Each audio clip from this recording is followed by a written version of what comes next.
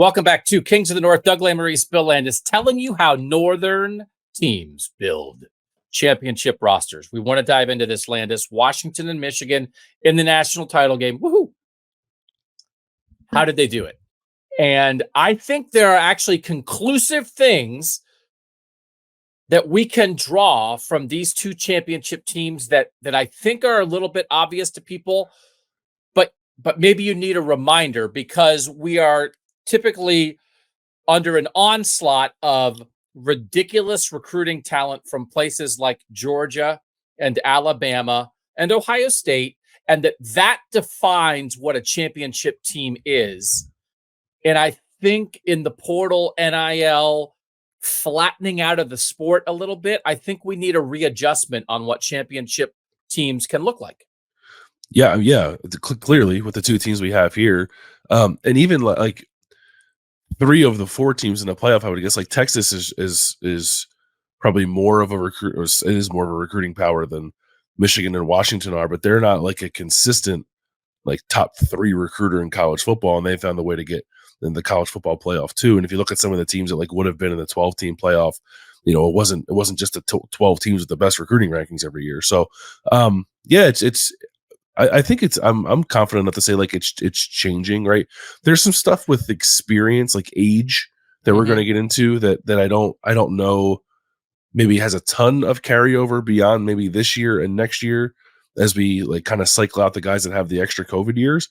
But I do think that the NIL and the transfer portal are changing the way the rosters are made, and in turn we need to reconsider, I think, what it takes to build a national championship roster. So we're going to talk about star ratings, right? Baseline of talent. We're going to talk about experience, how many years the guys who play have been in college. We're going to talk about geography, where Michigan and Washington draw their players from and what that tells us. And then we're going to talk about high school recruiting versus transfers and how Washington and Michigan have gone about that. I do think in the end, what we will find is that these are the two paths for Northern teams to build championship rosters. I do think Washington and Michigan are different enough for it to be two separate paths. And I don't think there's anything beyond a good point by you about a little bit of the extra COVID experience is going to go away. But I still think there are things here to be learned for Northern teams. And I do think off the top, I think we have to agree on this.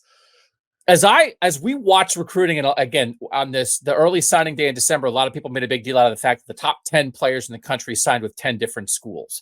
Yeah. The big thing with this is that there is some talent being taken away from the top schools. And, people were talking about, after we don't have an SEC team in the national title game, what Texas A&M did, for instance. Even though it didn't work for Texas A&M, they took, with some aggressive NIL, they took some recruits away who may in previous cycles have signed with Georgia and Alabama that may have been guys to help Georgia and Alabama get over the top. So I think, even for instance, we've seen Ohio State, which has been the best recruiting team in the North by far.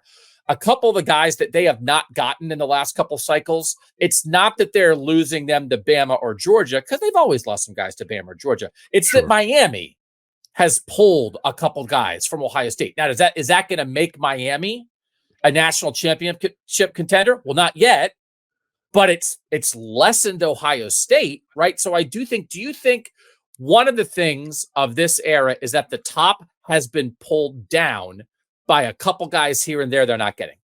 Yeah, I think so. I think programs like Miami are a good example. To use Ohio State again, like Ohio State lost a kid to Oregon in this cycle that is out of the ordinary. Lost a kid to Auburn. Like there are there are a handful of programs that aren't really nationally relevant in terms of success on the field that are just uber aggressive in NIL. And obviously Oregon's different from Auburn and Miami because Oregon had a good season, but there are teams that are just like siphoning off some of that talent and almost like making them irrelevant in college football. Like they're not having tremendous impacts on the season, but the impact is that the top tier programs maybe are just like slightly less talented than they were even like 3 years ago. And that brings everybody up. Yeah. That brings everybody up, but especially the North, right? I mean, again, if you bring Georgia, Bama, and to some extent Ohio State down. It just creates more opportunity for everybody else. So that's a baseline understanding of this, which I think most people listening understand. So let's talk about specifically Michigan and Washington, and let's start with star ratings. And let's start with the first thing off the bat that I think we have to be clear about. I think the idea that somehow both teams in this national title game are less talented than typical teams, I think is wrong. Because I think Michigan is as talented. And here's what I think the difference is. There's been a lot made, and it's Bud Elliott's blue chip ratio. Again, we want to create a stat like that guy created a stat, where you talk about his thing that's been going for more than a decade is what percent of your roster of the guys you signed in the last 4 years are 4- and 5-star recruits. And he has a threshold. You have to have at least half your roster be that. That's the threshold if you really want to win a national championship. So there were 16 teams coming into the season that met that threshold. Michigan was one of them. But the thing that I think has changed is and maybe this has always been true, Bill, I don't think in the portal world where your second team guys who aren't getting on the field are leaving, where your young guys who aren't getting an immediate chance are leaving, it's not about whether you have blue chippers 1 through 85. It's who plays. Right. And I am here to tell you, the guys who play for Michigan are really talented. So Michigan's blue chip ratio, roster-wise, coming into the season was 55%, which again is in the top 16, which meets that threshold, right?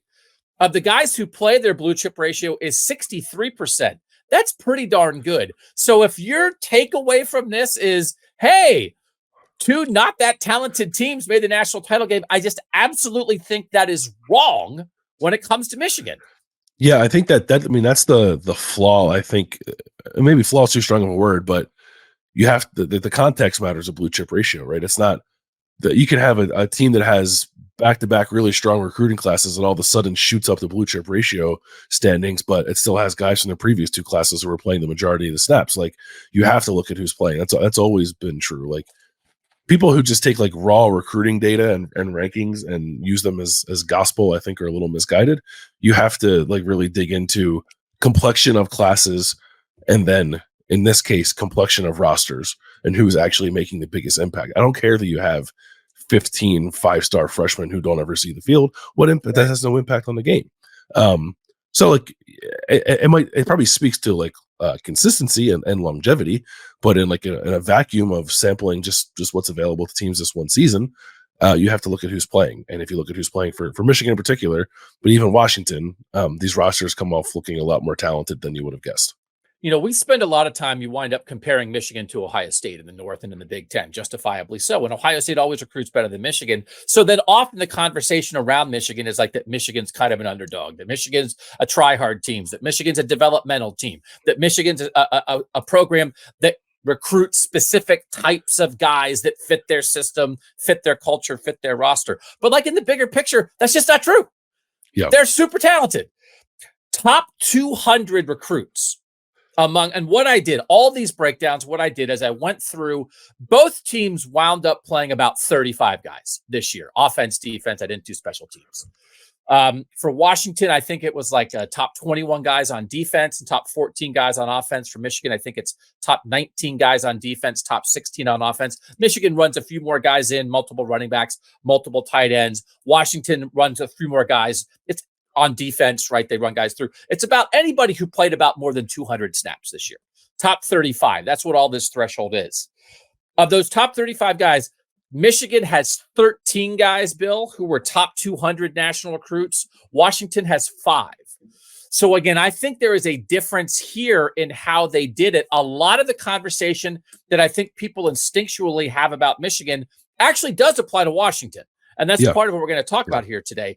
But I think like with the guys that matter, the guys that play, Michigan like is one of the 5 or 6 most naturally, I think, talented from recruiting teams in the country. Their quarterback, J.J. McCarthy, is a 5-star recruit. Their best cover guy who makes a difference, Will Johnson, is a 5-star recruit. Those are their 2 5-stars. But Bill, 24 stars, 12 3-stars, and then they have like a walk-on guy who's like a lower rated guy. But 22 out of 35 of their guys who play are 4 or 5-star recruits, Bill. That's a ton of talent. I'm actually surprised to hear that, because the knock, I guess, on Michigan over the last few years has been that it hasn't really cashed in on its on-field success by signing more highly rated recruiting classes. They're usually like right around the top 10, but they have been outside of it. So I'm surprised to hear that. I'm surprised to hear there are 22 4 and 5-star prospects, and that even that many top 200 players, because that to me, that's kind of the threshold for me. And I would even maybe extend it to like top 300 players, because especially for 247, the way they do it is like rank guys like by draft position. So if you're saying like Michigan has, a dozen players who are well within the threshold of being like draftable players if their projections work pan out, I don't know that I would have guessed that based off the perception of Michigan's recruiting success over the last few years. You think about, for instance, again, Will Johnson, right? He's a Michigan kid, but everybody wanted Will Johnson as a cornerback. He's the number 15 player in the country. Yeah. He's playing a huge role for Michigan this year. J.J. McCarthy was the number 25 overall player in his class, Bill. Like, J.J. McCarthy is a difference maker. Blake Corum was the number 129 player in the class of 2020. Ohio State looked at Blake Corum. Like, Blake Corum is really good because he was a huge recruit that everybody wanted. That's not a surprise. Cornelius Johnson on the offensive side of the ball, receiver for Michigan, the number 177 player in his class in 2019. That's a real dude. Trevor Keegan, right? Offensive guard, not quite as good as Zach Zinner, really good player. Top 200 national player in 2019. Michigan beat out everybody in the top half of the country wanted him. They won a recruiting battle for him. You talk about Junior Colson's from Tennessee. They're a great linebacker. He's a top 100 national player from Tennessee that they beat Oklahoma for. Like, they went and got that guy out of the South, Bill. There are just a couple examples here. Braden McGregor, he's a Michigan kid. He's a top 125 national player that they had to fight off. Penn State and Notre Dame, I think, was in there. Florida was in there. Like, again, it's just, and then you have to translate it, right? So you do, I think when you're not Georgia and Alabama and Ohio State, when you get these 4 and 5 stars, like, you can't miss on them. Right. But I think as long as when you're getting guys and then developing and they're staying healthy, right? So there's less wiggle room. And I understand that. They're not stacking. They don't have as many, top 200 players, top 300 players on their third team right now as maybe Georgia does. But who cares? As you said. So can we say that Michigan is an uber talented team? Like, can we acknowledge that as they play for the national title in their third straight playoff appearance, beating Ohio State 3 straight times? They haven't lost in the regular season since 2021. Can we acknowledge they have great players that everybody wanted? Yeah, I mean, they definitely do. It is funny. Don't you like? I feel like I'm stating the obvious, but I also feel like we're pushing back against the narrative that's been created around them.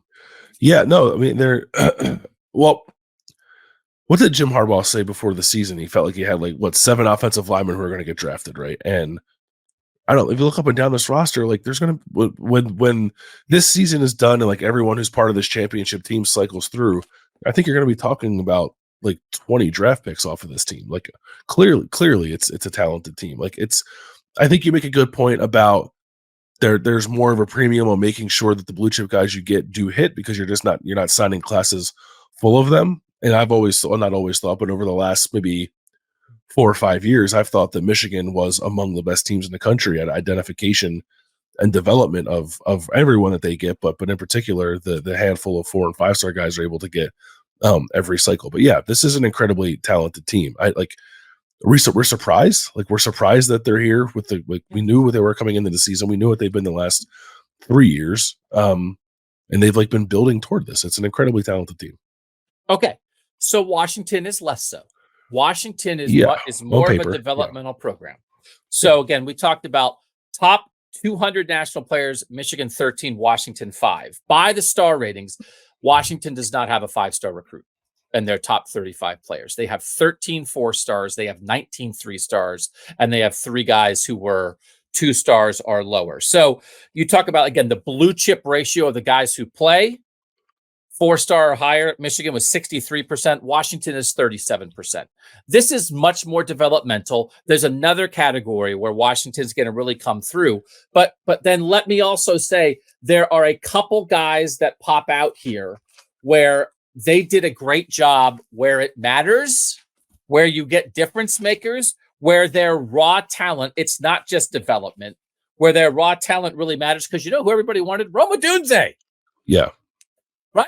Jalen McMillan, the guys who have the ball in their hands, everybody wanted those guys, and they went out and won some recruiting battles for their elite guys. Braylon Trice was like in the 400s as a recruit, but they went out and won a recruiting battle for him against some major teams. So their very, very best, most impactful guys are as talented as anybody in the country, and were so coming out of high school. Yeah, it's just that they don't. It is a bit remarkable that they've gotten to this point without having any 5-star prospects. But no, they win recruiting battles. They and arguably should win more, right? You look at some of the players that have come out of the Pacific Northwest the last few years, and Washington didn't get any of them. A couple of them that they did get ended up transferring out of the program. So they're probably, they're more of a developmental program. I think that to get to this point.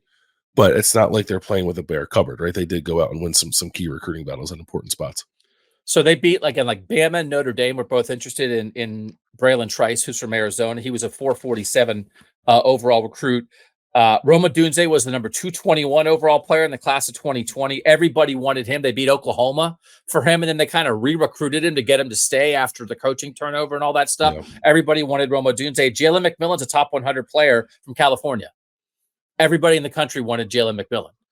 And he was a 1,000-yard receiver last year, and he got hurt this year, and you saw how important he was when he got back on the field. So I do think, again, it's strategic, but where they're most... Roger Rosengarten, who's one of their really... I mean, they won the Joe Moore Award on the offensive line. He's a Washington kid, top 200 national recruit. To keep an offense, a home state tackle that you keep home, who's a big-time 4-star dude, and guess what? He plays basically every snap the whole year for an offensive line that was deemed the best offensive line in the country, made the national title game. So again, where are their best guys? Tackle, receiver, like edge rusher.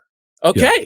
Then you fill in with some 3-star guys that you develop, that you keep in the program, that are older, and you build a national championship team. But again, I think they wouldn't be here, Bill, without Roma Dunze, Jalen McMillan, Roger Rosengarten, Braylon Trice.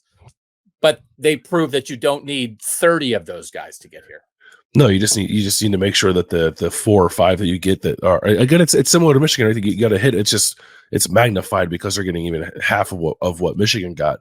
And I think like the conversation we had after the games about like the North sort of rising up and making this an even competition moving forward, I think does hinge on the ability of programs like Washington to continue to hit the way that they've hit on their few blue chip prospects, and obviously get more of them. Like you want to see the success translate into getting more of them, whether that's through the transfer portal or high school recruiting. But the premium on making sure that your identifications are spot on will always remain for these type of programs. They're never going to be, I don't think, the kind of program that's reeling in 20 blue chip prospects in every recruiting class. And it also, again, I think there has been a little bit with Michigan of why aren't they recruiting better based on their success? Because I think people, us included, everybody, is, well, why aren't you recruiting like Georgia and Alabama and Ohio State now that you're winning? For Washington, the idea that JT Tuimoloau and Emeka Ibuka in the class of 2021 were like the 2 best players in Seattle, right? And they both went to Ohio State, and Ohio State's home, and Washington's in the national title game. If Washington can now be a place for when the next JT Tuimoloau and Emeka Ibuka come down the pike, they stay home, then that's how you level up even more, which is in the end, stars do matter. You do have to capitalize it. If you want to maintain, you have to capitalize or maintain or even elevate. right? And so you do have Kalen DeBoer and those guys do have to find a way to say, okay, hey, like, why would you leave? Anybody in the Pacific Northwest, why would you leave? We've got everything here that you want. Yeah, and I wonder too. I actually haven't looked at this, but certainly the Pacific Northwest is not high up on the list of places you would consider to be churning out like 4 and 5 star talent, like top 100 type players year after year. But it does feel like there have been more from that area, maybe like the last 3 or 4 years, and maybe there's something to look into there with population shifts on the West Coast, and maybe that area of the country is becoming a little more fertile for recruiting, and um, Washington can find something more to tap into there that will raise its profile a little bit here moving forward. So that would put them in an interesting spot, I think, right? Because if you can sell like, hey, we're competing for national championships, obviously, that used to be the most important thing. I guess NIL is now, and we don't know what Washington's NIL situation is exactly, but they could be well positioned here to take a little bit of a step forward. Even they don't necessarily need to win; they've already put themselves on the stage. All right, so let's talk about why the number one reason why Washington is where they are with this roster, and that's because they're so old. Oh my gosh, this team is so old. In terms of experience, I mean, it blows your mind a little bit. Washington's top 35 players, 10 of them are in their 6th year of college football. 11 are in their 5th year. 10 are in their 4th year. 2 in their 3rd year, 2 in their 2nd year. Typically, what we talk about is your 3rd year guys are your engine because that's before they leave for the NFL. So again, to reference another Northern team for Ohio State this year, it was all about their 3rd year guys. Marvin Harrison Jr., Emeka Ibuka, Travion Henderson, JT Tuimoloau, Jack Sawyer, Denzel Burke, all these guys who are great players, have some experience, but you get them now before they can leave for the NFL. And Washington is completely blowing that up. That is not what they are about. The fact that 31 of their 35 guys who play the most, Bill, our 4th year guys are old or older. This was the formula for Cincinnati when Cincinnati made the playoff. This is a little bit of a COVID invention, but also I do think in the NIL era, we're not going to have as many 6th year guys. But if you don't have 1st round picks who are ready to bolt after 3 years, if you have talented guys who you can keep in school with NIL for years 4 and 5, I do think that's a winning formula that can be extended past the COVID era for programs like Washington. But for now, 31 of your 35 4th year or beyond is ridiculous.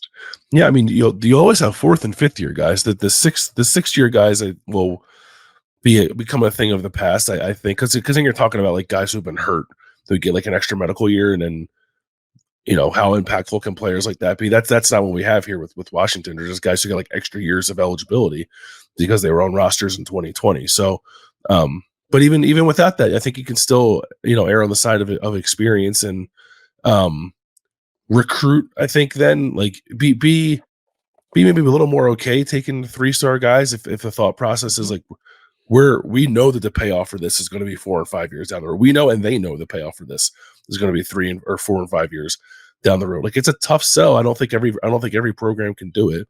But I actually think both of these programs like pride themselves on that a little bit. Like every program develops, right? It's not that like Georgia and Alabama don't develop.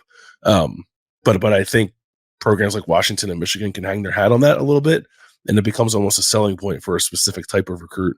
The kind of recruit that I think these programs more often than not have the best chances of winning, and then you just like supplement it with really good work in the portal. And I don't know if that's like robust scouting departments that are finding the right guys or what, but both these teams have done tremendous jobs of finding impact transfers and older players kind of across their rosters. So Phil Steele in his preseason magazine has a million great stats, but one of them is an experience chart, and it is trying to gauge this to some degree. How many starters, older starters, do you have back? By that ratio, Washington was only 22nd and 3rd in the Pac-12 coming into this year, so it didn't stand out quite as much as it has for some teams. But I remember, I think BYU a couple years ago was really high on this list. Cincinnati, again, a couple years ago was really high on this list. It is something worth looking at. And so this is one of these then, okay, when you talk about can Washington maintain this, it's okay, well, they're never going to quite have this. again, right? So Yeah. again, can they keep it going to some degree? Developmental, keep guys around. Then in year 4 and 5, they really help you. That does seem sustainable. So it's 89% of the guys who play the most are 4th year or older. Crazy. Yeah. Michigan is 57% when it comes to 4th year or older for the guys who play. They have 2 6th year guys, 9 5th year guys, 9 4th year guys, 7 3rd year guys, 8 2nd year guys. So again, that's a huge difference. Washington, 2 of their top 35 are 2nd year guys. Michigan, 8 of their top 35 are 2nd year guys. That's a talent difference. That's guys getting on the field because they're coming in as more highly rated guys and contributing right away. But this is a real, this is not 6th year mattering. But basically, Bill, for Michigan, spread out, it's 5th year, 4th year, 3rd year, and 2nd year guys almost exactly equally. Man, that's nice and smooth. There's a lot about what Michigan is doing that does seem sustainable, that seems really targeted and smart. And this is part of it, which is, and this was a very big push after the season last year. They acknowledge this. NIL helped them keep some guys, Cornelius Johnson, Blake Corum, some other guys who stayed in school. Again, they weren't going to be first-round picks, so you can keep them. But you kept some of those guys, but yet you're talented enough to supplement with 2nd year guys who are really going to help you. This is a nice roster. It's really good balance. And it's part of the reason why I almost laugh at people saying that Michigan's going to go away after this year. And clearly they're going to lose some key guys, including perhaps their quarterback, but it's not and the number's always they have 42 seniors.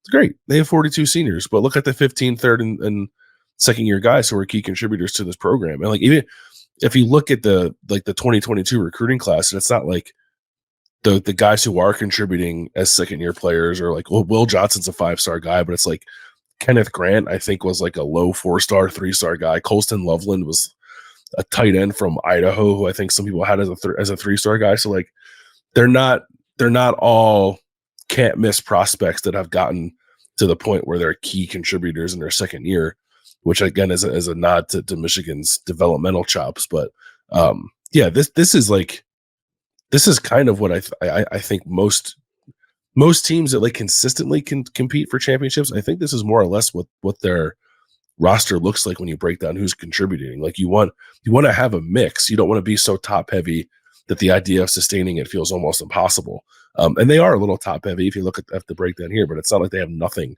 in the younger classes. So I think it's not only about this team being good, but I think there's a foundation here that can keep Michigan competitive for the next couple of years. And then when you are recruiting right at the level where Michigan is recruiting, where they're getting a lot of blue chip guys, but they're not stacking 5 and 6 5-stars in every class. 5-stars come in with a 3-year plan most of the time, which is great. Very reasonable. And they should come in with that plan. Michigan doesn't have as many guys who do that. So then they are able to keep talented guys into year 4 and year 5, which again is a really good formula in this day and age. Again, to compare it to Ohio State, which has been the highest recruiting up until Michigan, most successful team in the North. That's something they've always dealt with, that they've been on that 3-year cycle. And for instance, it's really important and interesting for Ohio State this offseason in terms of what can you learn? It's not like you're going to lower your recruiting threshold and be well, let's get guys who aren't quite as good so they're more likely to stay for year 4. Right? But Ohio State has a lot of guys making NFL decisions. Marvin Harrison Jr. is going to the NFL after 3 years. Of course he is. He's going to be a top 5 pick. Mike Hall Jr. has declared as a defensive tackle who has some great skills and can get after the passer. He's going to the NFL after 3 years. But they have a bunch of other guys, Bill, Jordan Hancock and Denzel Burke and JT Tuimoloau and Jack Sawyer and guys like that, who aren't necessarily Emeka Ibuka, had the injury this year, aren't necessarily surefire first rounders or not top 15 guys who, if Ohio State can keep some of those guys around, they're going to look a little bit more like Michigan. And again, nobody's turning down 5-stars who turn into 3-year first round NFL guys. Every team in the country would take those. Yeah. But there is something to take in some of those guys who maybe could go, maybe aren't first rounders. NIL helps keep those guys in school a little bit. That might be an area where Ohio State can do something that looks a little bit more like what Michigan's been doing. Are we college? I think this is true, but college basketball coaches who don't have like 6-1 and dones in their recruiting classes every year, always kind of tout like old wins in college basketball. And I've never thought about college football that way. But is it time to? Not in a way. So there's going to be this, I think, is what we're talking about. We're bringing down the top a little bit, especially if the effect is, because there are the schools that talk about it. So here's the thing that potentially is going to hurt will bring down the elite teams, both ends of NIL. One end is what we already talked about. Schools like Miami, Tennessee, Texas A&M, they're taking some guys that previously would have gone to Alabama, Ohio State, Georgia, right? So they're losing out on NIL on the front end. Then on the back end, maybe those schools, still their first-round guys are going to leave, but the other schools who are built around guys who are going to be second, third, fourth, and fifth rounders, NIL helps keep the mid-round draft picks in school an extra year while the first-rounders still go. So if you're a team like Michigan, I don't know that there's a million first rounders on Michigan, but there's a ton of NFL guys. Now NIL is helping the aggressive recruiting NIL schools, and it's helping the developmental good players, not first rounders with NIL. And it might be hurting Georgia, Alabama, Ohio State on both ends. I think you're right. It's just like I feel like I'm going through like a total reset on what roster expectations should be in college football moving forward. Especially in a world where some of those 5 stars at Georgia, Alabama, Ohio State are never even going to get to the field because they're going to transfer after year 1 or 2 because they're blocked by other 5 stars. I do wonder if that'll like that's happening a lot, and it's not like LSU just had a 5-star offensive tackle go into the portal who's a true freshman. I wonder if that will slow down once kids realize that that's probably like a losing proposition. But at the moment, it's definitely happening, and maybe there's a little bit of a window there.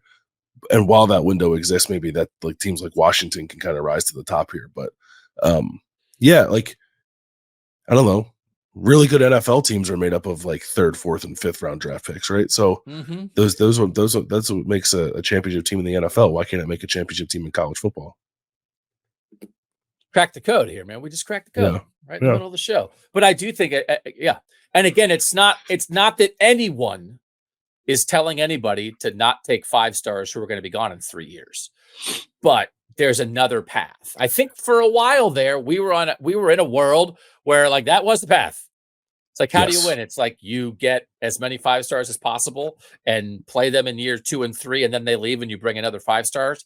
And it was almost the only path in some ways, like that was it.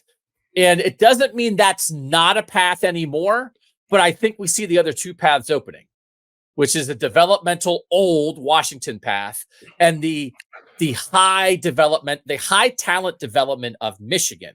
So you either get a smoothed out roster like Michigan, 3, 4, 5 in terms of experience, or you get a super old roster like Washington, 4, 5, 6. But it doesn't have to be that year 3 is the year you go, which is when you have first round guys is your year. It's all about the 3rd year players. Yeah. All right, let's talk about where they're finding guys. And this is just like who you are, where you are. Do you capitalize on your recruiting base? And we'll start with Michigan on this one, because I do think what Michigan has done in where they found their players, I do think is worth talking about, because they are a national brand, but they also have been, I think, targeted and smart in a lot of things. So in terms of where they're getting their players, their top 35 players, 6 of them are from Michigan. Okay, so you're never in the state of Michigan going to be able to rely on your home state guys as much as you can, even in Ohio, but especially if you're in Florida or Texas or California. We know that, but 6 good Michigan players. They've done very well in the Maryland, D.C. area. And this also kind of goes into the East Coast. So they've done well in New England as well. So they have 3 from Massachusetts. They have 6 from Maryland, D.C. They have another guy from Connecticut, another guy from New Jersey. That's 11 guys, Bill, on the East Coast.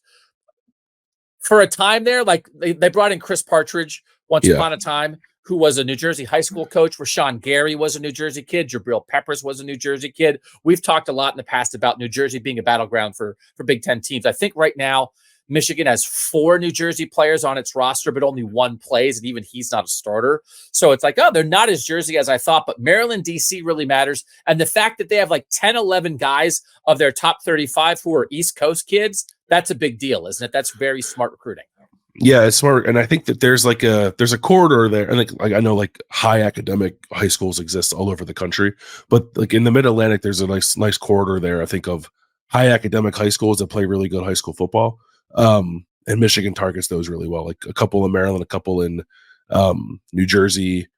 I'm less familiar with New England. Maybe there's some in New England. There's a couple like in Pennsylvania. Sanders Still's like a Massachusetts kid. Yeah, there's a couple in Pennsylvania too that I don't know that Michigan is necessarily targeted. That could be an interesting spot for them to go as well, because Philadelphia like kind of feels a little ripe for the picking sometimes.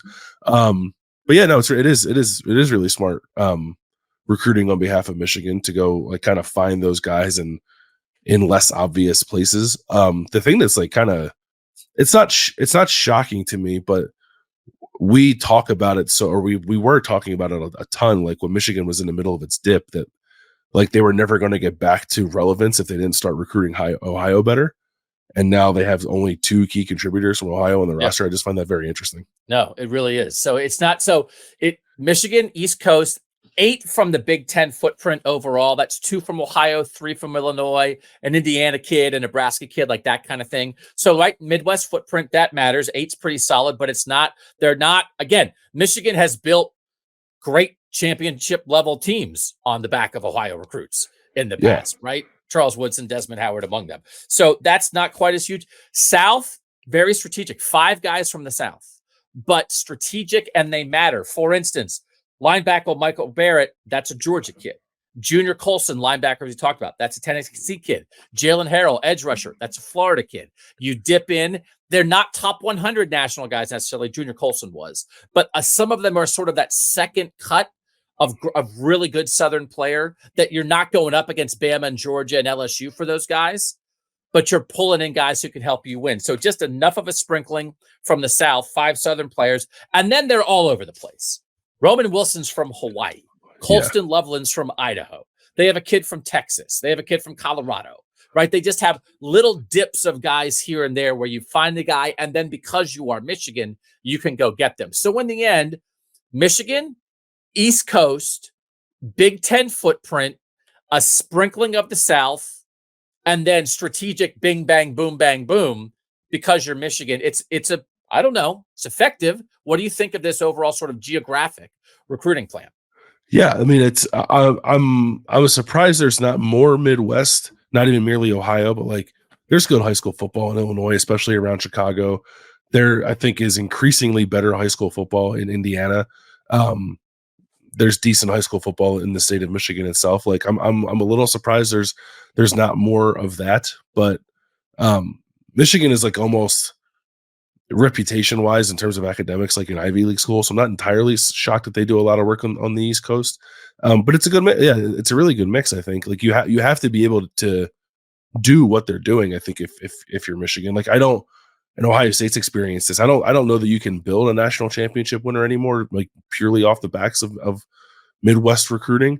You have to be able to dip into the South a little bit and find even like hidden gems sometimes nationally. Like I don't know the story of how they found Colston Loveland, but I would love to, that fact that you're going to Idaho to get a tight end who ends up becoming one of your better offensive playmakers, like, is fascinating to me. Or like, what was it about the Roman Wilson connection that allowed you to go into Hawaii for like one random time to get get a guy who was like I think a top 200 player who had offers from all the West Coast schools? Like, how do you get that guy to go to Michigan? So I think they're really like they're strategic about it. I don't know that they throw out a bunch of offers. It seems like that they have a relatively short offer sheet and are really intentional about the guys they do go after in a meaningful way, and they tend to hit on a lot of them. I don't know that you hear about Michigan every signing day like, oh, I can't believe we missed on this guy, and this guy. Like, maybe you want them to sign a better class, but I don't think they're getting routinely beaten as the recruiting classes wind down, because they build like really meaningful, lasting relationships with a select handful of players to build their classes. We talked so much about the Michigan defensive tackles this year. There are 3 defensive tackles who really make a difference. Kenneth Grant's from Indiana. Chris Jenkins is from Maryland, and Mason Graham is from California. That's like super strategic. Mason Graham is a second-year guy who's making a huge impact for them. He's a California kid. He's a top 250 national recruit. And it was like Oregon and USC and all those West schools after him. And Michigan won that battle. And he's a huge part of their success. So again, it's like you don't need 9 of them, but if you can get the right guys here and there, really good, I think. Midwest based, East Coast heavy, South supplemented, strategic everywhere, Michigan recruiting.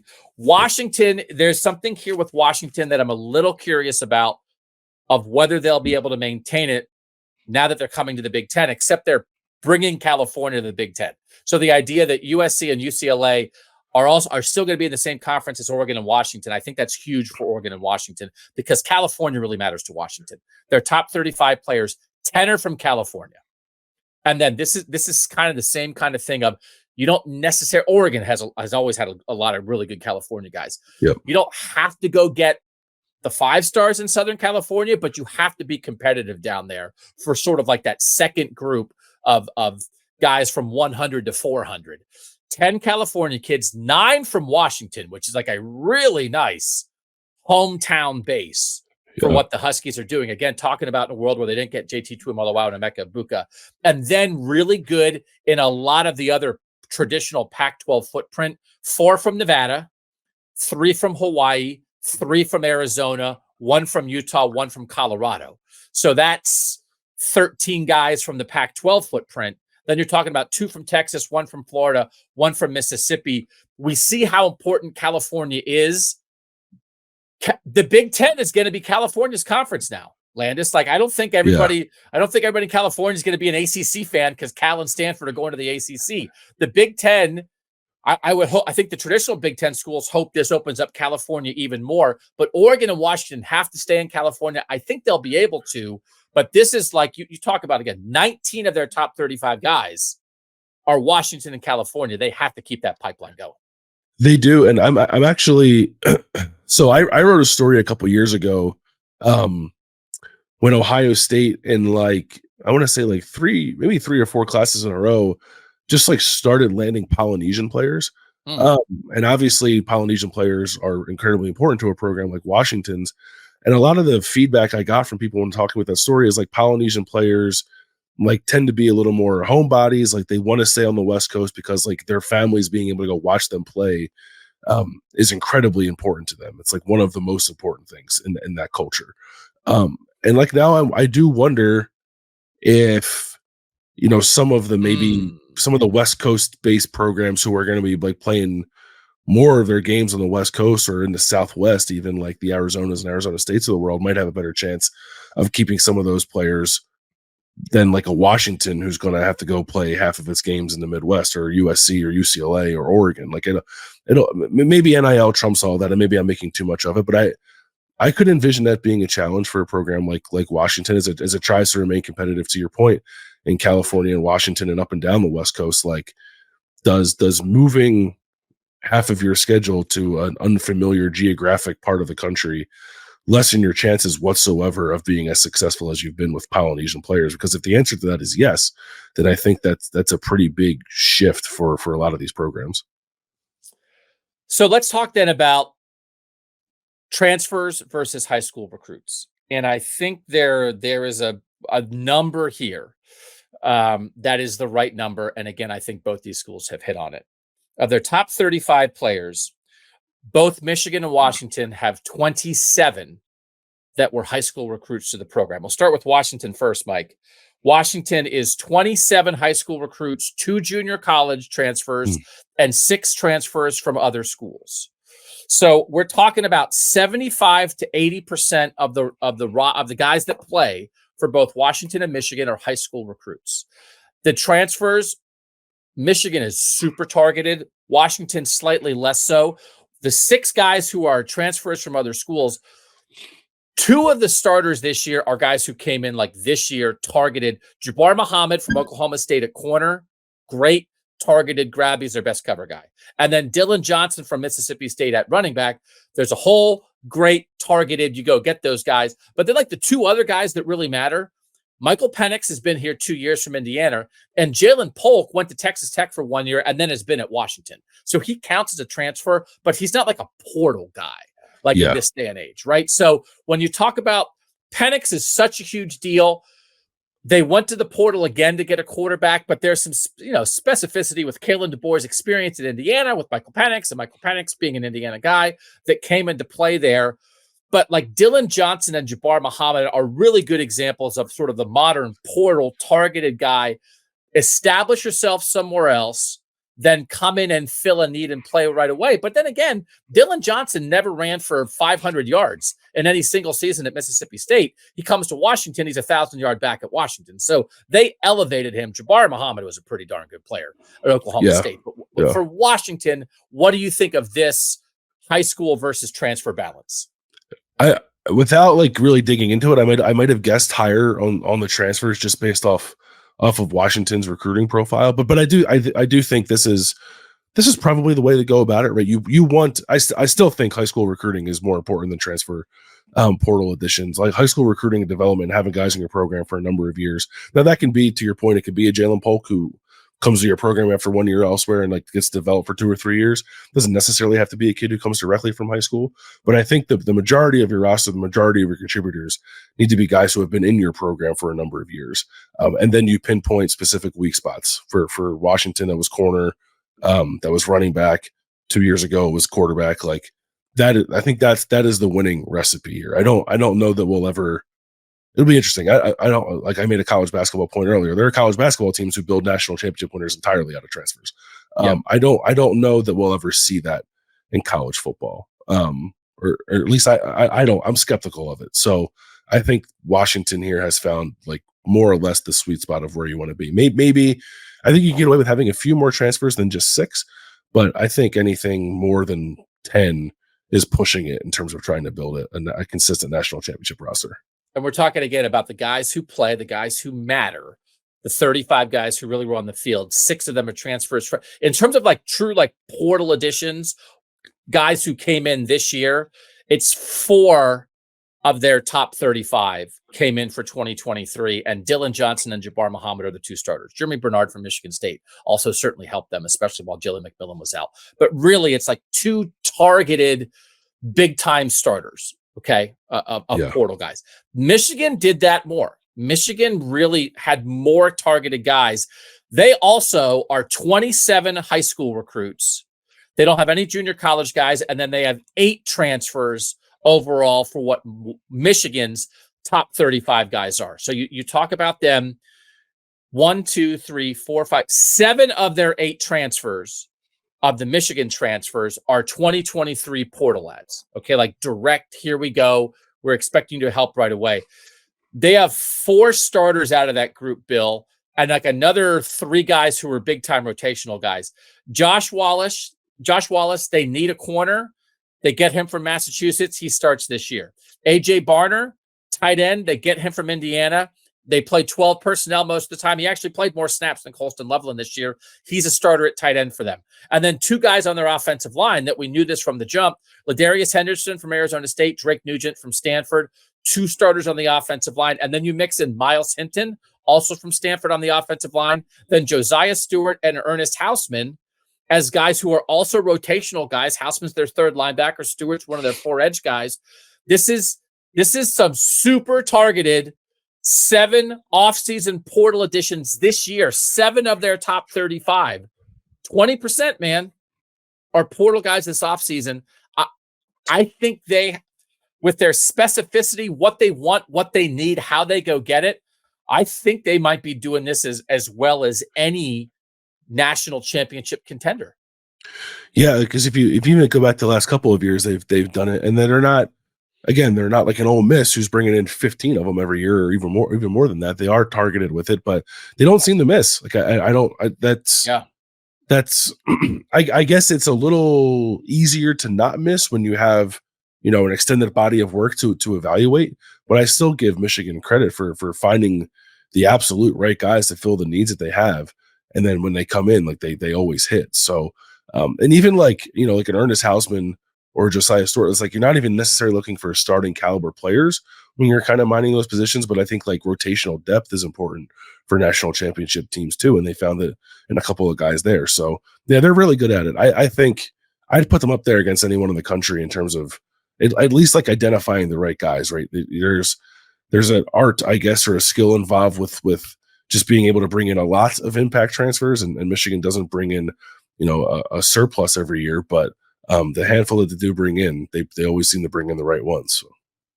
All right, so let's put a bow on this and let's try to define the lessons that we learned from each school. So we'll start with what Michigan did to build this national title team. I think they are a very talented team that has a strategic plan in high school recruiting that clearly works. There is enough talent at the guys at the top that like they have enough. They have what they need, and then they are very strategic and supplemental in the portal. But I do think it's mostly high talent high school that's developed well and strategic portal. Yeah, I think that's right. And sustainable. Do you think it's sustainable for Michigan? This version of this Michigan roster, can they replicate this in the years going forward? Yeah, I think as long as they continue to get the quarterback, yes, and they did that in this cycle with Jaden Davis. They have Alex. I know they have Alex Orji behind JJ McCarthy, who they really like. So obviously that's an important piece of it. So as long as they can continue to get the quarterback, I think the rest of it is sustainable. Yeah. And then Washington's old. Washington is super duper old, and then very strategic at the positions that really matter: edge rusher, offensive tackle, receiver, where they get super talented guys out of high school. And then again, like the Dylan Johnson and Jabbar Muhammad, it's not quite Michigan level, but that's two super strategic targeted portal guys. How sustainable do you think this Washington model is? I sustainable, but a little less so than Michigan's, I think. And part of it is like, you can't, like I said, you're not going to be able to rely on having 6-year guys much moving forward. I don't think. And I think any consistent national championship winner will at some point want to get off of the transfer quarterback thing and like bring in their own guys and develop and show an ability to develop their own guys at that particular position. But aside from that, I think it's fairly sustainable because they seem to develop their players really well too. So if there was something awry with like not enough 3-star guys panning out or something like that, I might think differently, but they seem to be pretty good at it. I'll be very curious how this shakes out. They brought in Will Rogers from Mississippi State in the portal. They also have Austin Mack on the roster this year, who was an early enrolled high school guy. Like just Dylan Morris is in the transfer portal. He's been the backup behind Michael Penix. In the old days, he would have been the starter because he was a pretty highly rated guy out of high school, but then Penix gets dropped on him and he never gets a chance to play at Washington. I'll be curious how the quarterback battle shakes out next year. It might give us an indication a little bit of how they're leaning, portal versus recruit guy. And then it is a place when you have a style of offense, they need Roma Dunzes and Jalen Polks and Jalen McMillan's there, but they should be able to get them. So if you can develop, right, if you can, their defense, especially for Washington, their defense is really old and really reliant on 3-star guys. Their offensive line and their skill guys are a little more high profile in recruiting, but that's not a bad plan either, right? No. That, like really developmental on defense, and then have the attractive kind of offense to bring in receivers and quarterbacks. And so I think Michigan can keep doing this year after year. I think this is a peak year for Washington, right? With the receivers, with Michael Penix, and then the depth of the experience. It feels a little bit more to me like Washington and the Big Ten will be a team that's on a cycle that will have like an up season, maybe every third year, when the experience really comes together. But there will be seasons where they, quote, step back and are more like a 8-4, 9-3 team in the Big Ten, as they're playing some younger guys to build the experience that every 3 years will give them a chance to make the playoff. Where I think Michigan can be competing for a playoff spot every year. I don't think that's quite the threshold for Washington. I would say Washington's goal is maybe making the playoff 3 or 4 years out of 10 in a 12-team world.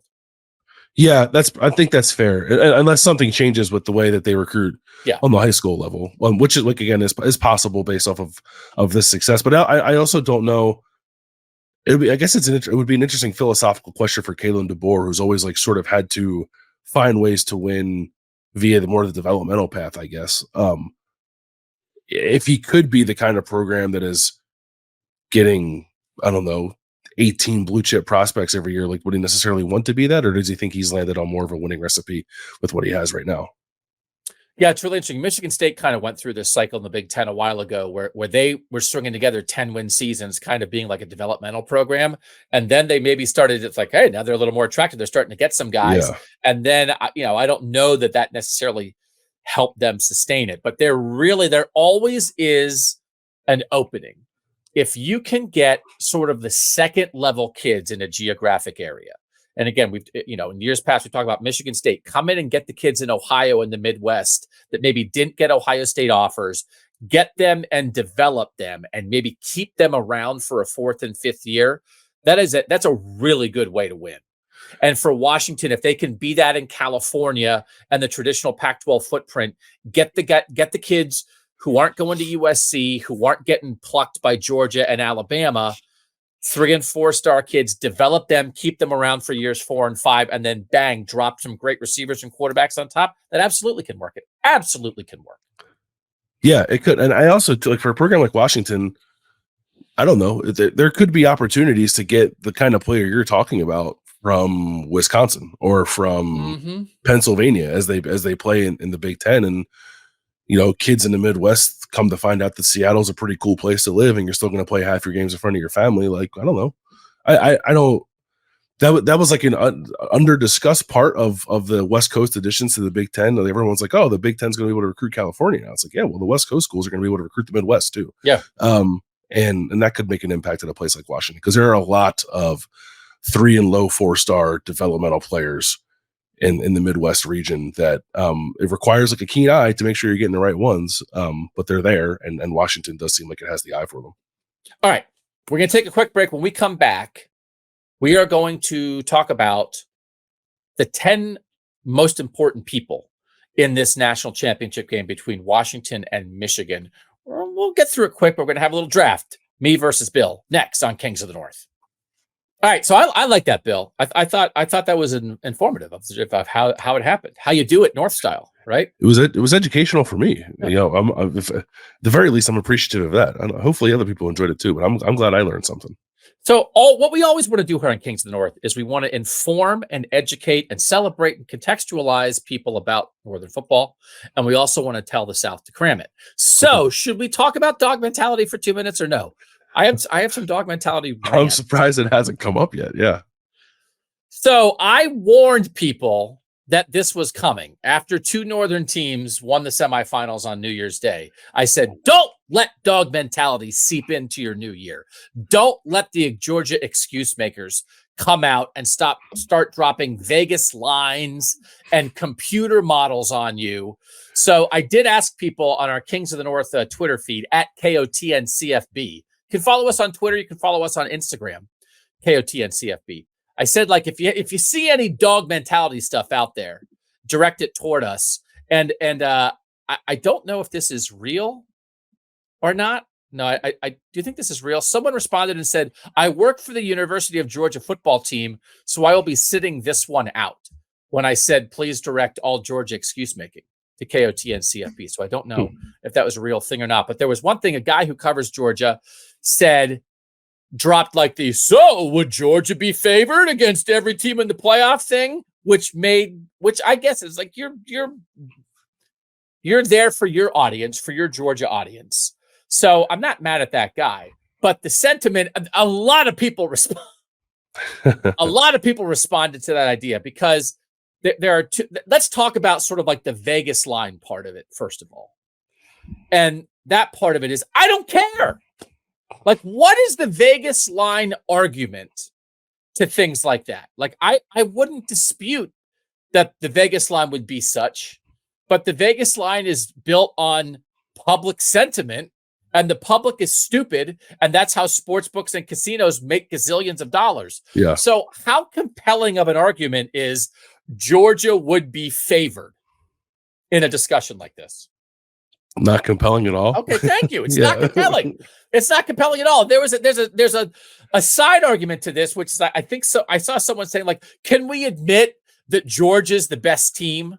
Can we just say it? Can we admit?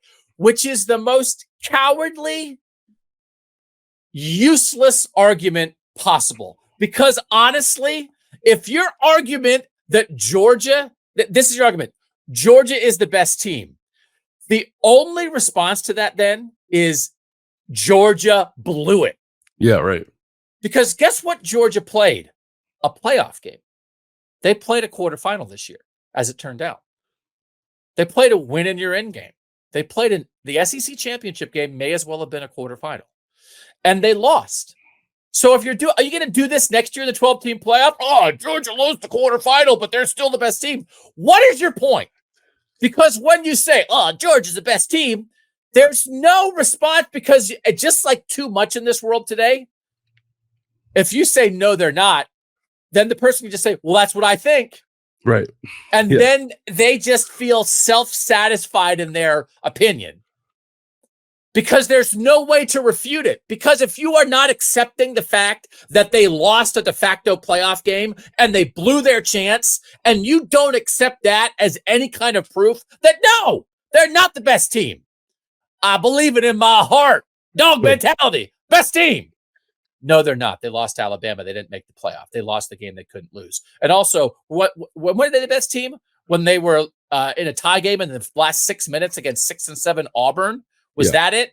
Was that when they were the best team? So in my gut, my heart and soul tells me there's no response to that. So you can't use logic or reason here. And in this world, Bill, in this great world of ours, there are so many things that are subjective that I think we should hold on to the objective. But people love subjectivity so much. People hate facts now, that we now want everything to be subjective, even purely objective things. The worst thing about college football has been the subjectivity, which the 12-team playoff is going to take away. You're going to decide things on the field. But in this situation, man, it was decided on the field. Georgia and Alabama knew exactly what was on the line in the SEC championship game. And you don't want to accept the results? You don't want to accept the results? What are you going to do? Right. It happened. Like scoreboard, man. Dog mentality, scoreboard. So how are we in a world? That's one of the great things. Is not the objective winning and losing one of the great things about sports? That it's not up to judges. What has frustrated us the most? But nobody really thought, this is not a Florida State argument. There was no subjectivity here. They lost a win in your end game. So to say, can we admit it? There's nothing to admit. Can we say Vegas line? Who cares? And the other thing is computer models. Yes, Bill Connolly's SP Plus has Georgia #1, but they're just guides. And by the way, do we want to live our lives by robots and algorithms? Right? They're just guides. We use those things all the time. It's an interesting guide. I think the computer models are interesting guides to preemptively discuss games going into a game. They are not factual evidence after the fact. Well, the computer model says they're still #1. Yeah, but they lost to Alabama. What do you want me to? You want to computer model it instead? So there's no argument. And anybody who says, can we at least admit? No, we're not admitting it. So don't give in. This is the national championship game. And again, like the most deserving versus best discussion. How about the is discussion? Yeah, right. Who deserves to be in the national title game? Who are the best teams? I don't know. I know who is, and who is Washington and Michigan. So the South can cram it. Is there a defense to that? No, I don't. The game happened. Like, no. Stetson Bennett, college football lawyer, has been called onto the scene to refute the arguments of this Yankee podcast host. What's Stetson's, when he stands up, I just made my opening pitch to the jury. When Stetson, college football lawyer, stands up and says, why Georgia is the best team, should be in the playoff, really is that. What's the argument?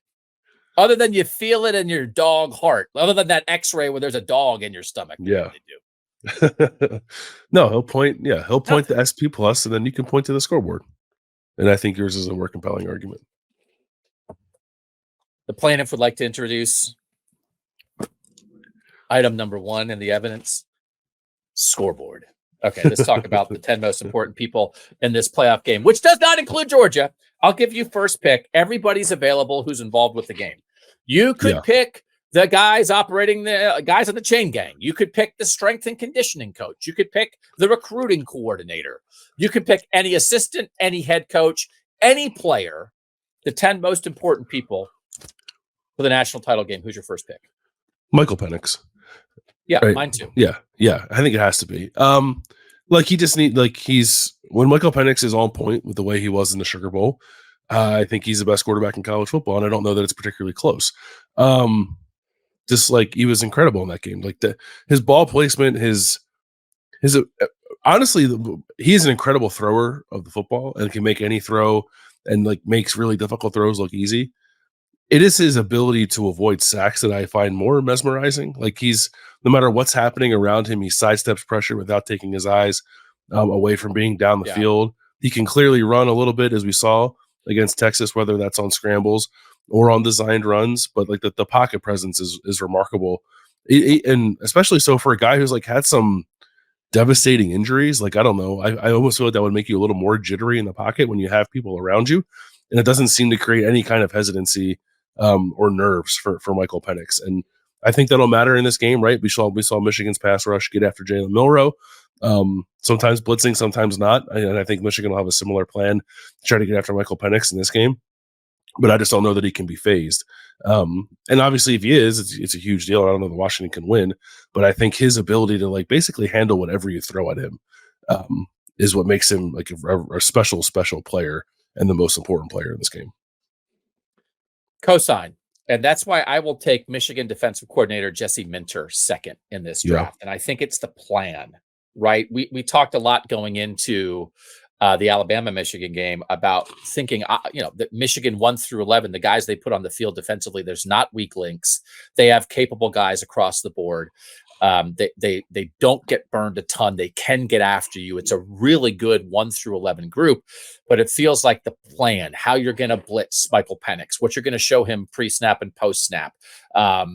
Just really being smart about, and I think Michigan was pretty good about doing this against Alabama, where you're showing pressure looks, but you only wind up bringing 4 guys, but it's not the 4 guys the quarterback expected. And then strategically, there were moments when they brought 5 or 6 and they got home almost every time. They brought 5 or 6. I think they only had one sack in the second half against Alabama, but it's when they brought 6 on a key play and they just overwhelmed the Alabama offensive line. So what Jesse Minter can dial up, this style of defense that started with Mike McDonald has been continued by Jesse Minter. I saw NFL guys on social media talking about this, that just like how Michigan goes about attacking people. That style of defense is very attractive to people at all level of football. And somebody was saying like they think Jesse Minter is going to get stolen by the NFL just like Mike McDonald was. And then they were like, well, if Harbaugh's going to lose his defensive guys to the NFL, he may as well just go himself and take Jesse Minter. Jim Harbaugh can be the Chargers coach next year and Jesse Minter can be the defensive coordinator. But I think that's the level of respect for the plan of attack that people have for what Michigan does. And so I love this battle of Michael Penix, processor, a guy who can slide in the pocket, who is extremely talented but extremely smart, against a defensive coordinator who, for everything that Michigan has faced the last couple of years, I mean, I think, right, CJ Stroud's a good replication of what they have to do, but also, like, by the way, CJ Stroud in his 2 games against Michigan threw for like 350 yards in both games. It just wasn't a winning performance. So there's even a world where Michael Penix can throw for 350, but it's not a winning performance. But I love this matchup. It's a great matchup. Yeah, I think like Jesse Minter's defense is among the more sophisticated, I think, in college football, and it probably doesn't get talked about enough. Just like all that they do and all that they put on the plate of their defensive players, and to do that and then be as good as Michigan has been under him and even under Mike McDonald prior to him is really remarkable. My second pick. this is maybe a little bit of a reach, but I'm going to take Mike Sainristil. I love Mike Sainristil. Like, really good player, right? And I think like a little bit of a tone setter for Michigan's defense. But the reason I'm picking him is because I think that Roma Dunze against Will Johnson could be a little bit of a wash, in the same way that Marvin Harrison Jr. against Will Johnson was a little bit of a wash. And then for me, it's about like, can you do enough if you're Michigan to limit the impact of like Jalen McMillan specifically, but then also Jalen Polk too, like whoever else is that secondary option on a given play. And there's no guarantee that Mike Sainristil is going to be covering that guy, but I think like for as much as Jalen McMillan plays in the slot, he will be getting matched up with Mike Sainristil quite a bit. And I think Sainristil will have to win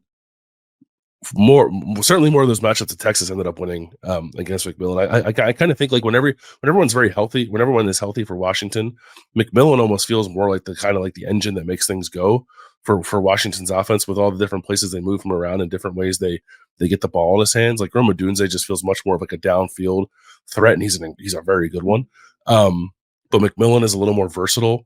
And I think Sainristil is probably the most versatile guy on Michigan's defense. So like the chess match between the two of them, I actually think is maybe the most intriguing matchup in this game. So I guess you could pick either side of that, but I'm picking Sainristil with my selection. Yeah, I like it. I had Sainristil on my list. I think that really matters. That matchup really matters. I'm going to reach a little bit. I'm going to skip one guy to get to another guy. I'm going to pick Trente Jones, the right tackle for Michigan, who gave up one pressure in the Alabama game. Did a great job, and I've seen people suggest that as devastating as the Zach Zinter injury was for Michigan, to lose the best guard in the country, the result, which is kick Carson Barnhart from right tackle to right guard and get Trente Jones on the field. Trente Jones was a top 150 national recruit who had not been starting for them. But when you get to like this level a little bit, it's like this guy's good. And he has played really well against Iowa, played really well against Alabama. I don't know how often he'll be matched up against Braylon Trice, but they have Ladarius Henderson on the left side, who's been solid, good, like maybe not spectacular at left tackle. But when you think about, oh my gosh, you lose Zach Zinter, what's going to happen? Like, they've been okay. Yeah. Right. The resulting part of this, but the part of that really makes it okay is Trente Jones playing as well as he has at right tackle. And so, I don't want to talk about Braylon Trice too much because he might show up on this list later, but this guy has stepped up when Michigan needed him. He's one of the guys that Jim Harbaugh's talking about. They thought they might have 7 offensive linemen who would get drafted. He had been sort of like a backup in this role, and he's been awesome. Yeah, that's a good pick. It's going to be Michigan or Alabama. I thought Alabama's defensive ends might like take over that game, which is why I picked Alabama to win. And the fact that didn't happen is obviously incredibly promising for Michigan, because I don't think, for as much as I like Washington's defense and Braylon Trice, I don't think it's quite the same test. So I like Trente Jones as like a stand in there for like either tackle spot for Michigan. I think that's key. I will take Blake Corum. Okay. I thought he looked like fresh in the Rose Bowl against Alabama. Obviously, with the time off, I think that seemed to help him. He still doesn't have like the breakaway stuff that he had prior to his knee injury suffered at the end of last season. But I've been waiting for him to kind of find another gear when it comes to just like turning what should be like a 3 or 4 yard run into something more explosive. And I thought he did that a couple of times against Alabama. He still didn't go crazy. He only rushed for 90 yards, I think it was. But his touchdown in overtime, I thought was like quintessential Blake Corum. Like, you read it out, you make a little jump cut, you get to the edge and you score. You run through a couple of tackles in the process. He had his highest number of missed tackles forced in the Rose Bowl. It was only 4, and last year he was like, I think he had like 70 something last year, and this year he's still under 30. He's just not quite the same player, and is not nearly as explosive. But I thought that the Rose Bowl was like the closest version to like the peak 2022 Blake Corum that we've seen since last year. And I think he needs to be that, I think, against Washington. He's still, I believe, the engine that makes Michigan's offense go. We can talk about JJ McCarthy, I'm sure we will, but Michigan still wants to run the ball a lot. They still wants to put the ball in Blake Corum's hands a ton, and he has to have a big game, I think, for Michigan to win. And I thought that he had more of an impact against Alabama than I thought he would, only because I thought he had taken a little bit of a step back with his play this year, but I thought that the Rose Bowl was, a welcome sign probably for Michigan to see him look a little bit more like his old self. He was on my list. That's a good pick. I will take Rome Odunze here at number 6.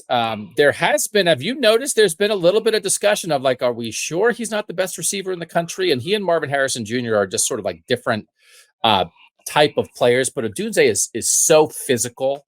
Mm-hmm. And there's a part of me, like when that discussion comes up, is like, well, Michael Penix versus Kyle McCord, right? I mean, that's certainly part of this. And again, Marvin Harrison Jr. had CJ Stroud last year, but I think Rome Odunze remains like a guy who can win a game, like by himself. And like he wound up with whatever it was, 5 for 125 or something like that. But even that, like it wasn't, there's even more out there for him. So you don't want to take him for granted. He's unbelievable. He's going to be a great NFL receiver, but he also might go out being the best player on the field. Michael Penix right there, but like being the most dominant individual guy in the national championship game.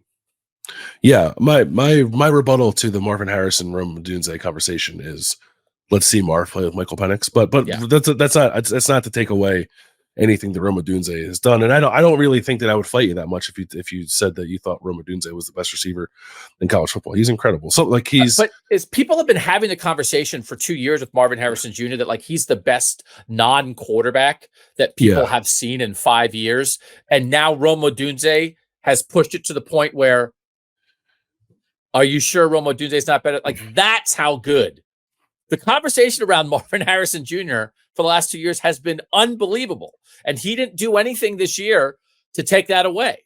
Right. But Rome Odunze has risen up that high. Like that's unbelievable. And the idea of like to sit here and have like a fight about it would be crazy because they're both awesome. Yeah. But for anyone to get to Marvin Harrison Jr.'s level is holy moly. That's a high bar, brother. It is. I'm going to take Dylan Johnson, the Washington running back, with my next pick. Health is a concern. Like he got injured twice, it seemed like. In the Sugar Bowl, Ryan Grubb said earlier this week, the offensive coordinator from Washington, that they expect Dylan Johnson to play. I don't know what version of Dylan Johnson you're going to be getting, but I have him here as like a stand-in for like Washington's run game, because I guess I'm a little worried about balance with Washington's offense and them perhaps becoming a little bit too pass happy and predictable. And we've talked about that sometimes popping up to their detriment at times. And even in the Sugar Bowl, I felt like there were a couple of drives where they're maybe, falling back on throwing the ball a little too much and not perhaps controlling the game or working the clock quite like they needed to. And I don't know. I think Michigan's defense is just far too good for Washington to just line up and throw the ball on every single play. They need some semblance of a running game here. And Dylan Johnson obviously is the guy who spearheads that. And if he can't play, or if he's not 100%, I think that has a pretty big impact on the game. So I think he is not even for sheer availability. I think he has to play and play well, I think, for Washington to win this game. That's a good one. I will take one that is a little bit associated with that. And I will take Washington center Parker Brailsford, who was second team All Pac-12 behind Jackson Powers Johnson from Oregon. Gave up only 2 pressures against Texas. Like just faced with incredible defensive. Are we talking about like the 2 best groups of defensive tackles in the country with Texas and Michigan potentially? I think so. And that's what the interior of the Washington offensive line is dealing with. You kind of knew that, Washington maybe wasn't going to have a lot of success running the ball inside, but, held their own. And to go up against this 4-man rotation at defensive tackle for Michigan will be another challenge. And it's just a reminder of like playing center is hard, brother. Like last time Michigan played, like the opposing center was a real problem. So there will also be like a problem for Alabama. So just like, hey, Parker Brailsford, let's acknowledge that like getting the snap back to Michael Penix is a success every time too. And it's harder to do when you've got guys breathing down your neck like Texas has and Michigan has. So this is the Joe Moore Award winners we talked about with Washington, viewed as the best offensive line in the country.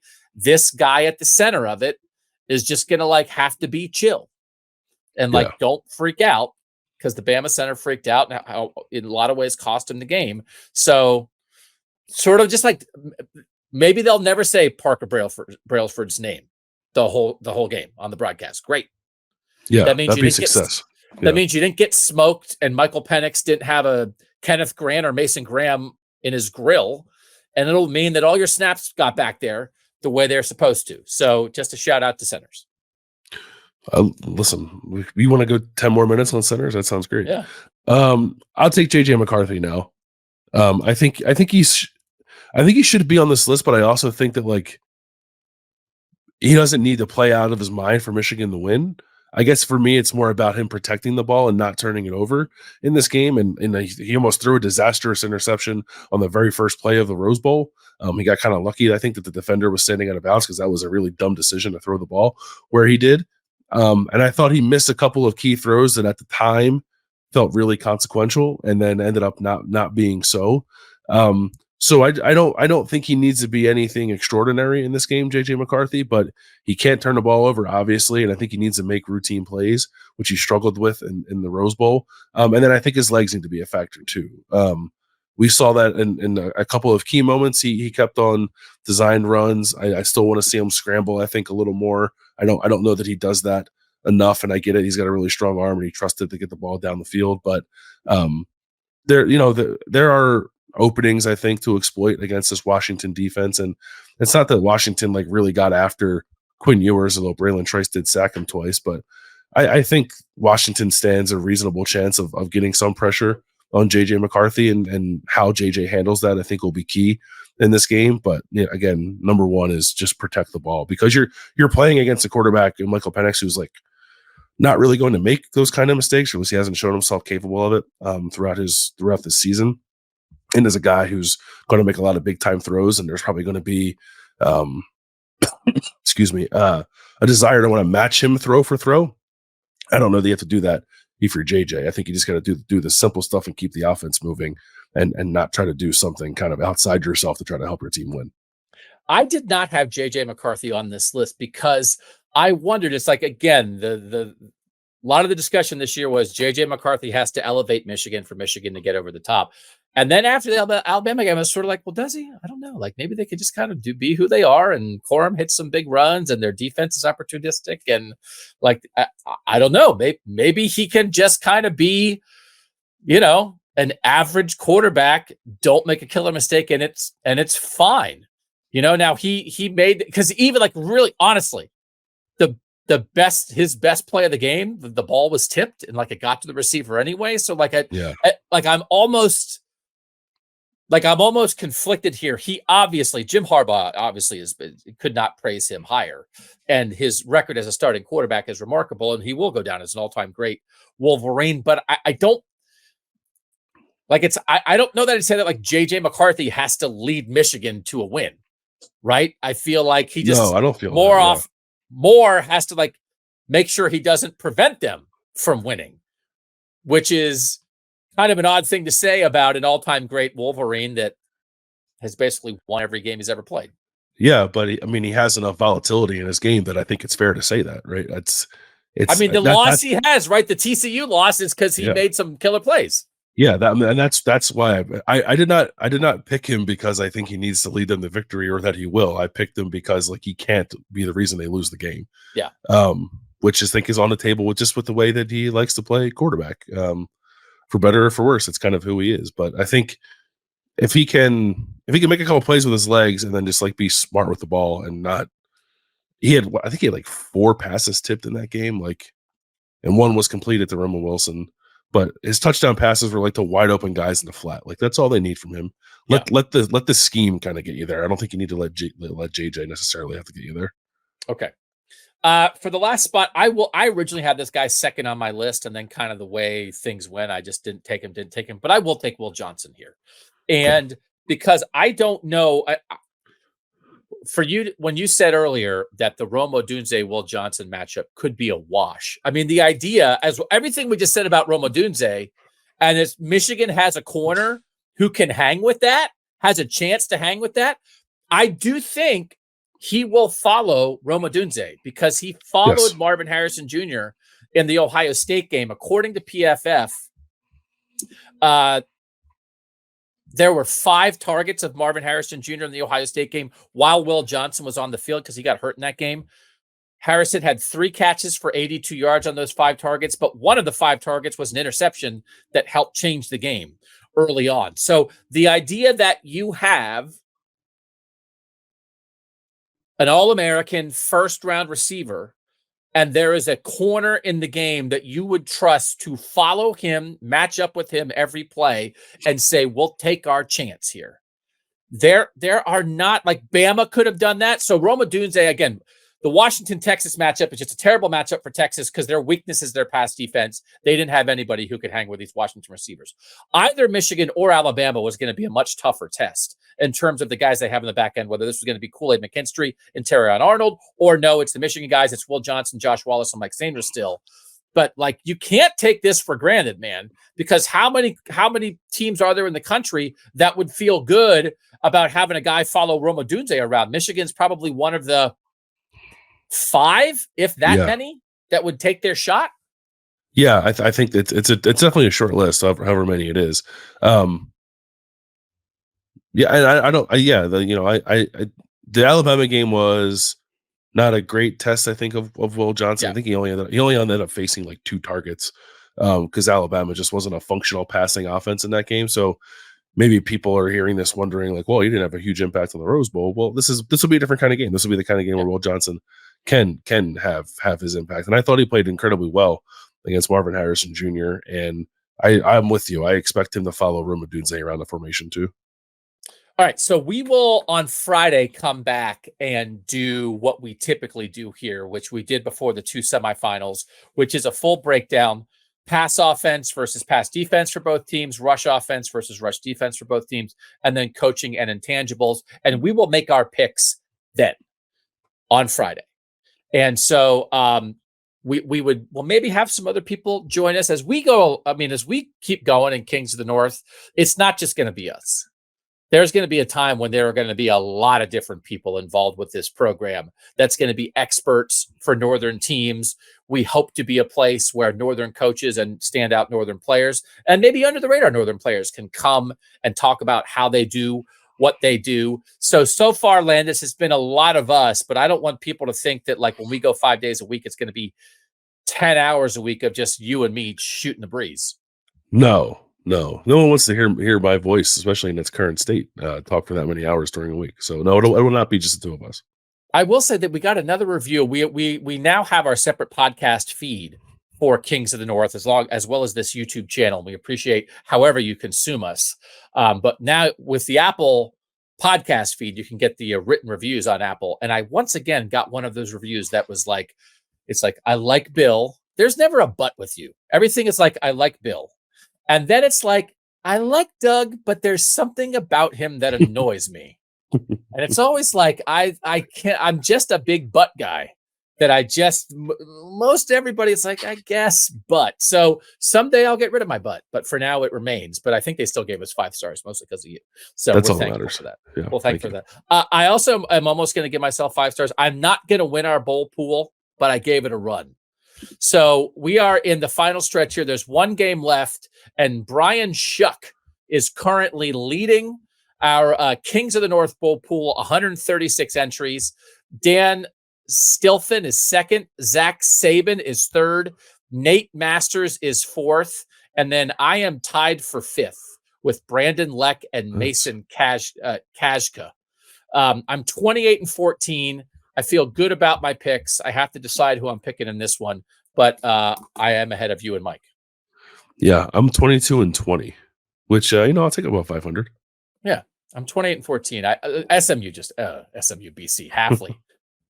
That killed me, but otherwise pretty good so far. So thanks to everybody who is part of this.